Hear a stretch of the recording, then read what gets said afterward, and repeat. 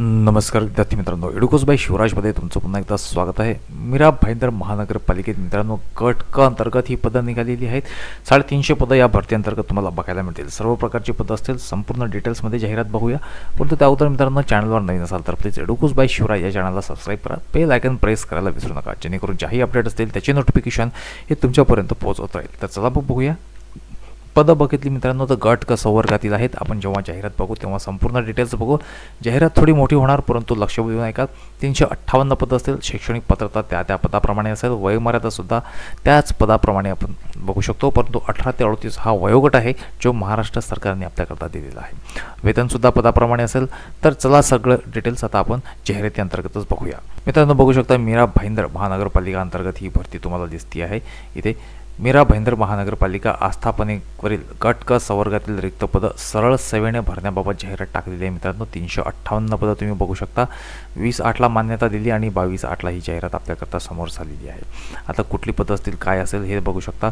तर बघा इथं दिलेलं आहे. पहिलं पद कनिष्ठ अभियंता स्थापत्य. वेतन श्रेणी बघा 35,400 ते 1,12,400. एकूण पदांची संख्या 27.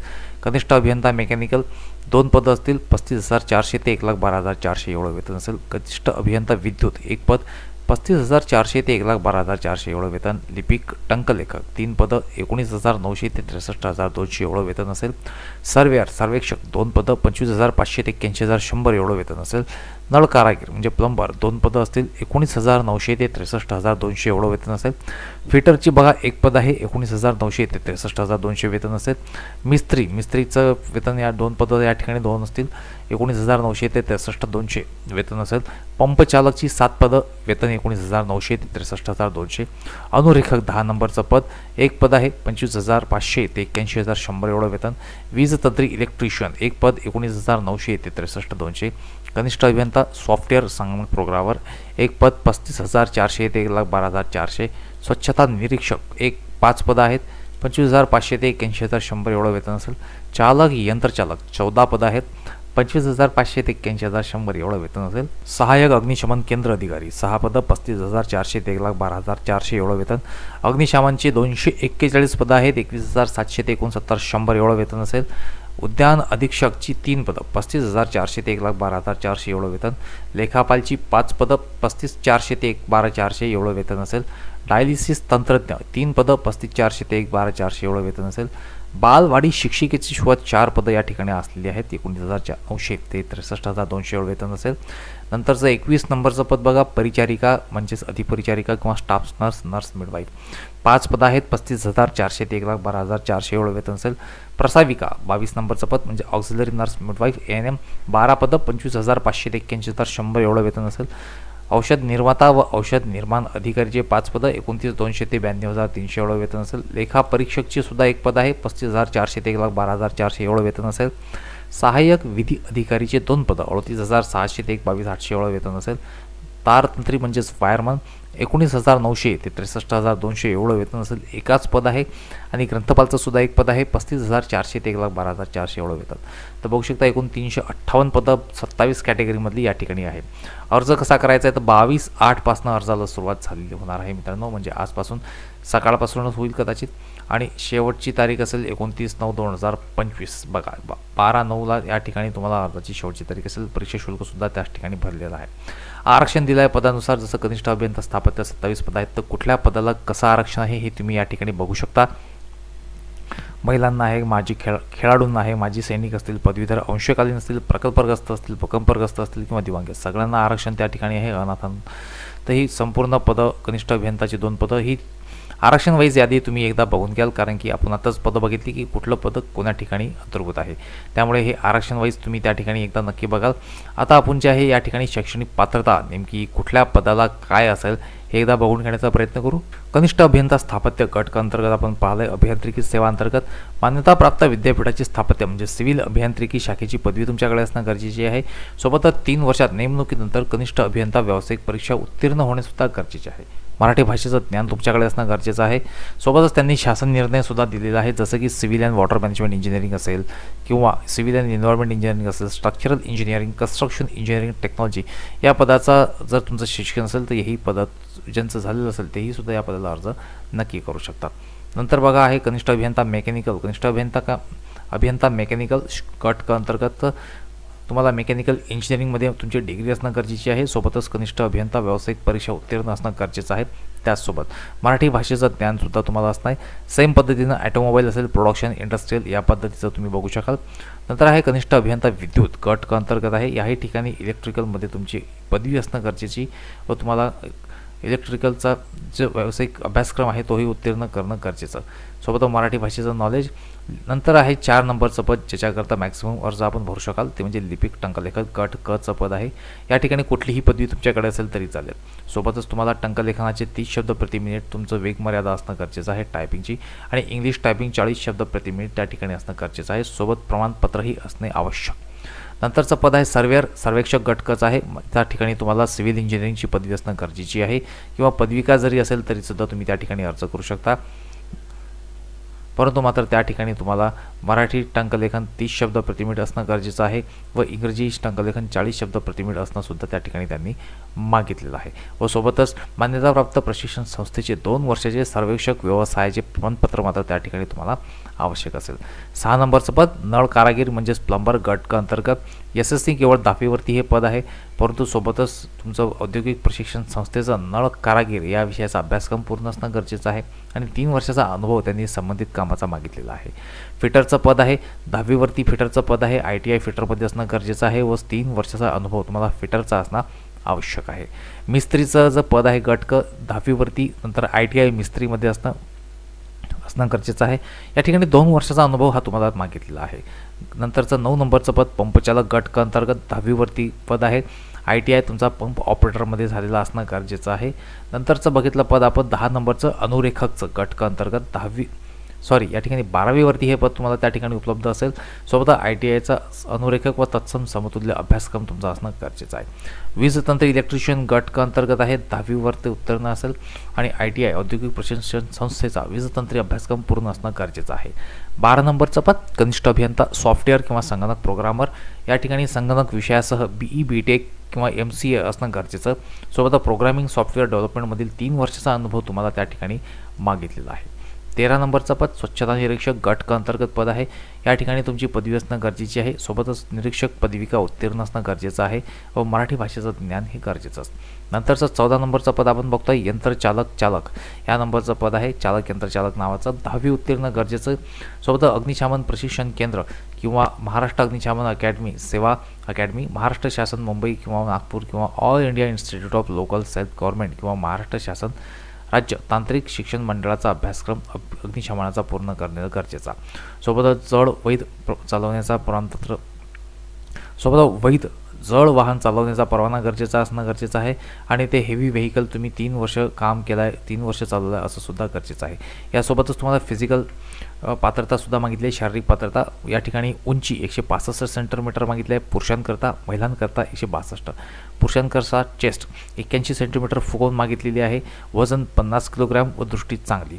सोबत उमेदवाराचं वयसुद्धा या ठिकाणी 30 वर्ष. बघा वयाचा कॅटेगरी जसं आपण 18 ते 38 बघितलं, परंतु चालक यंत्रचालक हे पद असं आहे ज्या ठिकाणी केवळ 30 वर्ष त्या ठिकाणी वयोमर्यादा स्पेशली दिलेली आहे. नंतरचं पद बघू शकता तुम्ही सहाय्यक अग्निशमन केंद्र अधिकारी गट क चं पद आहे. याही ठिकाणी तुम्हाला पदवी असणे गरजेचं आहे व सोबतच राष्ट्रीय अग्निशमन सेवा महाविद्यालय नागपूर यांच्याकडील जो सब ऑफिसरचा अभ्यासक्रम आहे तोही अभ्यासक्रम तुम्ही उत्तीर्ण असणं गरजेचं आहे. तो अभ्यासक्रम उत्तीर्ण नसेल तर त्या ठिकाणी त्यांनी इतर पर्याय सुचवलेले आहेत. त्या पर्यायापैकी तुमच्याकडे कुठले असेल तर तुम्ही त्या ठिकाणी अर्ज करू शकता.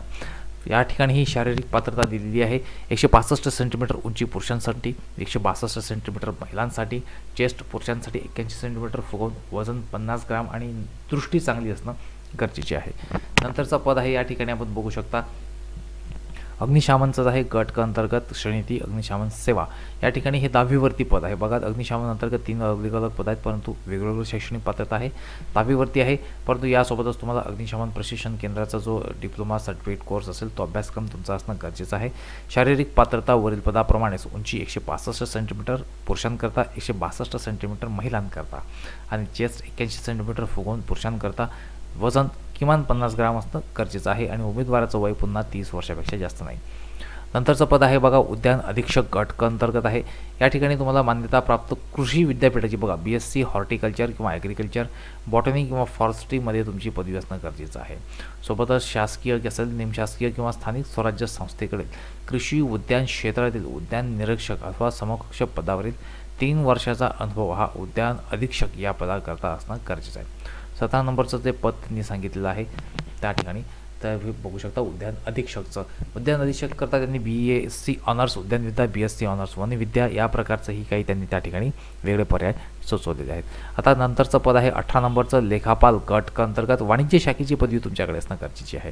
सोबतच राज्य शासन अथवा महापालिका आस्थापनेवरील उपलेखापाल किंवा वरिष्ठ लिपिक लेखा या पदावरील 5 वर्षाचा अनुभव मागितला आहे। त्यासोबतच निवड झालेल्या उमेदवारास विभागीय परीक्षा उत्तीर्ण होणे गरजेचे। आता विभागीय परीक्षा सुद्धा तुम्हाला त्या ठिकाणी उत्तीर्ण व्हावी लागेल। नंतरचं पद आहे बघा डायलिसिस तंत्रज्ञ गट क अंतर्गत। या ठिकाणी विज्ञान शाखेची पदवी सोबतच DMLT तुमचं गरजेचं। 6 महिने डायलिसिस तंत्रज्ञ कोर्स पूर्ण करणे गरजेचा व 2 वर्षाचा अनुभव तुम्हाला त्या ठिकाणी गरजेचा। नंतरचं 20 नंबरचं पद बालवाडी शिक्षिका गट क अंतर्गत आहे। 12वी उत्तीर्ण असणं गरजेचे आहे। सोबतच शासनमान्य बालवाडी टीचर्स कोर्स उत्तीर्ण असणं तुम्हाला त्या ठिकाणी गरजेचं आहे। नंतरचं पद आहे 21 नंबरचं परिचारिका किंवा अधिपरिचारिका किंवा स्टाफ नर्स किंवा नर्स मिडवाईफ JNM गट क अंतर्गत।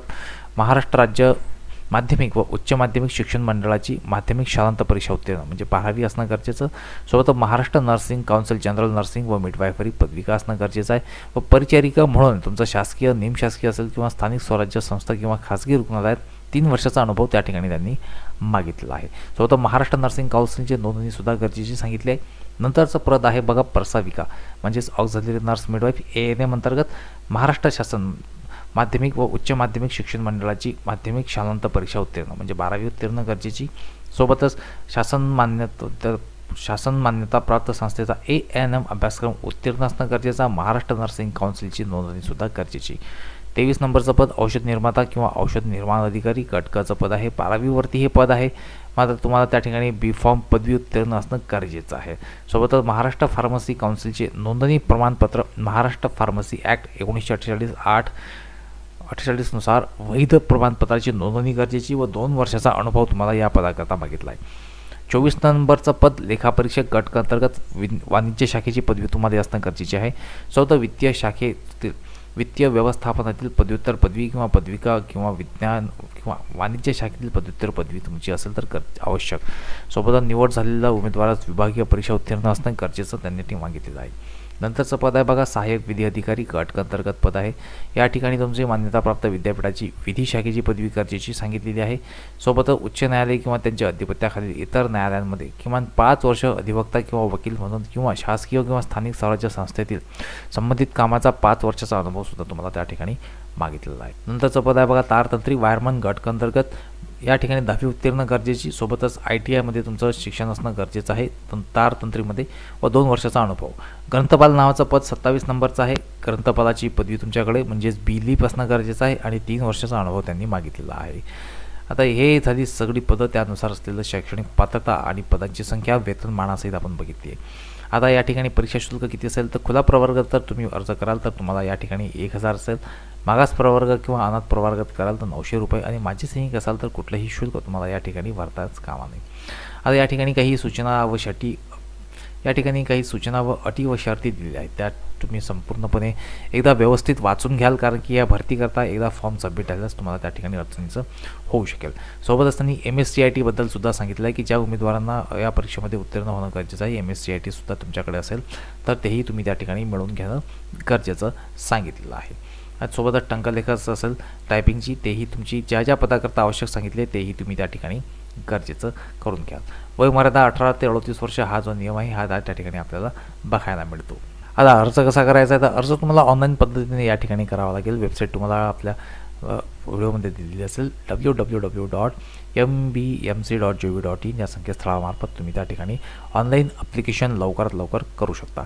आता या ठिकाणी तुम्हाला बघा परीक्षा कशी होणार आहे तर परीक्षे पद्धत एकदा आपण या ठिकाणी बघून घेऊ शकतो। बघा परीक्षेचे स्वरूप कसे असेल, जर तुम्ही कनिष्ठ अभियंता स्थापत्य किंवा मेकॅनिकल किंवा विद्युत या पदांकरता जर सर्वेअर, प्लंबर, फिटर, मिस्त्री, पंपचालक, अनुरेखक, वीज तंत्री, संगणक प्रोग्रामर, स्वच्छता निरीक्षक, उद्यान अधीक्षक, डायलिसिस तंत्रज्ञ, अधिपरिचारिका, प्रसाविका, औषध निर्माता, औषध निर्माण अधिकारी किंवा सहाय्यक विधी अधिकारी, वायरमन व ग्रंथपाल या पदाकरता जर अर्ज भरत असाल तर त्याची पद्धत बघा या पद्धतीची असेल.